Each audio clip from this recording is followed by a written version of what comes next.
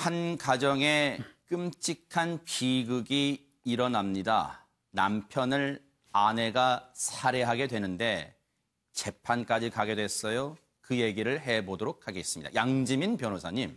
네. 이게 지난해 11월에 있었던 일입니다. 네. 당시 이제 36살의 이제 남성이 흉기에 한 차례 찔렸던 상황이었는데요.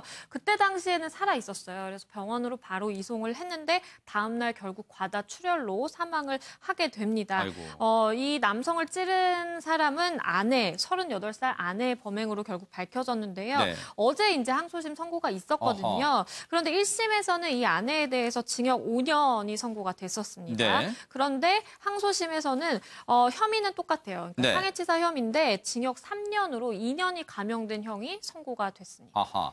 일단 감형이 된 이유는 저희가 다시 한번 잠시 뒤에 짚어보고요. 승재현 의원님, 대체 부부 사이에 무슨 일이 있었던 겁니까, 그러면? 사실 부부 사이에 일어나는 일들을 보면 네. 그냥 우발적으로 일어난 게 아니라 쌓여있던 분노가 이제 나타나서 발생하는 아하. 건데요. 이 사건도 똑같습니다. 어떻게 보면 남편에게도 귀책 사유가 있고 여성에게도 당연히 귀책 사유가 있는 사건인데 아내의 입장에서는 남편이 술만 먹으면 연락이 안 된다. 그래서 왜 술 먹으면 연락 안 되느냐. 연락 좀 받아라. 이런 어떤 감정의 골이 깊어지면서 지난해 11월에는 현관문에 있는 비밀번호까지 바꾸는 갈등이 발생했는 거예요. 발생했는데 네. 여기서 이제 그 부부 간의 갈등을 해결하기 위해서 이 남편 부부와 남편의 장인이 같이 모여서 이제 이야기하는 과정 속에서 네. 이 남편이 장인에게 좀 언성을 높이면서 아하. 좀 싫은 소리를 했는가 봐요. 네. 그러자 이 아내가 왜 우리 아빠한테 이렇게 버릇없이 구느냐라고 아하. 해서 남편의 태도에 화가 나서 어떻게 보면 이 부분이 조금 좀 중요한 부분인데 준비했던 흉기로 이제 찔러서 아이고. 남편이 사망하게 되는 사건입니다.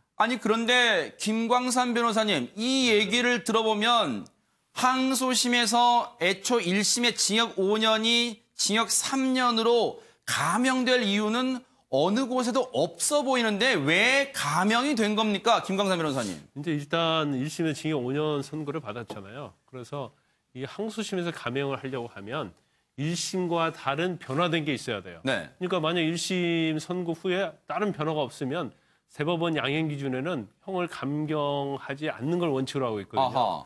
그런데 사실 남편의 어떤 유족이라고 할 수 있는 시어머니가 있는 거죠. 네네. 시어머니가 1심에서는 엄청나게 처벌해달라고 막 진정서도 했고 아하. 막 그랬어요. 판사에게, 재판장에게. 네. 그런데 2심에서 이제 합의가 됐는지 어쩐지 모르겠는데 마음이 좀 변했어요. 그래서 며느리를 좀 선처해달라. 네. 그러면서 용서해달라는 취지에 네. 아마 제가 합의서도 내고 진정서도 낸 걸로 알고 있습니다. 네. 그러다 보니까 이제 감형을 할 수 있는 사유가 생긴 것이고 네. 그다음에 이전에 이 살인 사건이 나기 전에 남편과 그 며느리가 굉장히 사이가 아주 나빴다고 그래요. 네. 그래서 특히 이제 그 남편이 술을 많이 먹고 들어와서 그걸로 인해서 가정 불화가 심했고 그다음에 이 며느리가 정신적으로 좀 정신 질환을 좀 앓고 있었다고 합니다. 아하. 그래서 이제 그런 여러 가지를 참작해서 이제 징역 3년을 선고한 건데 네. 일반적으로 아무리 우발적 살인 사건이라 하더라도 징역 3년이 선고되는 애는 그게 많지 않습니다. 아하. 살인죄에 있어서. 네. 그래서 재판부 입장에서는 상당히 선처를 해줬다 이렇게 볼 수 네. 있어요.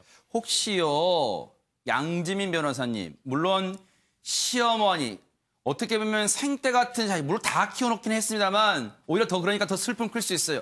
자식을 잃은, 아들을 잃은 큰 슬픔을 가진 시어머니가 처벌을 해달라고 하다가 다시 태도를 바꿔서 선처를 호소했다.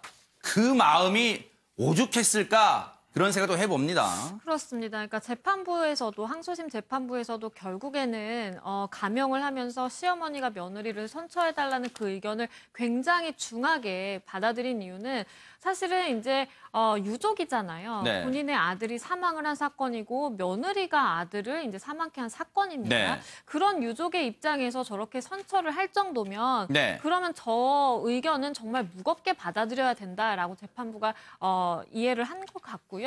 그리고 일단은 뭐 법적으로 표현을 하자면 그래도 피해자 유족과 합의가 된 것이기 때문에 그 부분은 반드시 이제 양형에 참작을 하게 되어 있고 그렇기 때문에 사실은 이례적으로 사망 사건이지만 그래도 감형을 2년이나 해서 3년형을 선고한 것으로 보입니다. 승 의원님, 물론 재판부, 항소심 재판부가 징역 5년에서 3년으로 2년이나 감형한 주된 배경에는 앞서 여러 차례 말씀드린 대로 시어머니가 선처를 바란다는 그 마음이 주된 작용을 했던 것으로 보입니다만 혹시라도 이 아내란 사람이 재판을 받는 과정에서 많은 눈물을 흘렸대요. 혹시라도 그 재판을 받는 태도도 좀 영향을 미쳤을까요? 어떻습니까? 사실 양형이라는 기본적인 개념 자체가 범행 후의 정황을 다 살피는 건데 네. 저는 조금 다른 생각을 가지고 있는 아하, 부분이 있는 네. 게 살인 사건에 있어서 이 유족의 합의라는 것은 네. 일반적인 형사 사건과 완전히 다른 거거든요. 왜냐하면 아하. 한 사람의 생명이라는 것은 전 지구상의 어떤 것보다 바꿀 수 없는데 그렇죠. 그 남겨진 유족의 기본적인 어떤 태도가 네. 그 죽은 사람의 어떤 그 사망의 경중에 책임을 조금 바꿀 수 있다는 점은 조금 조심스럽게 접근해야 되는 부분이라고 생각을 합니다. 아하. 그래서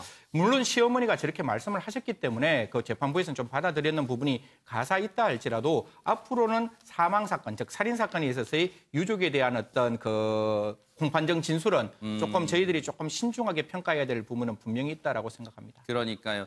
어쨌든 중요한 거는요. 이 아내란 사람요. 분명한 범죄입니다. 항소심 재판부로 감형이라는 선처는 받았다 할지라도 평생 그 황망하게 목숨을 잃은 남편 그리고 그 유족에게 사과하는 마음으로 평생을 살아가기를 지켜보겠습니다.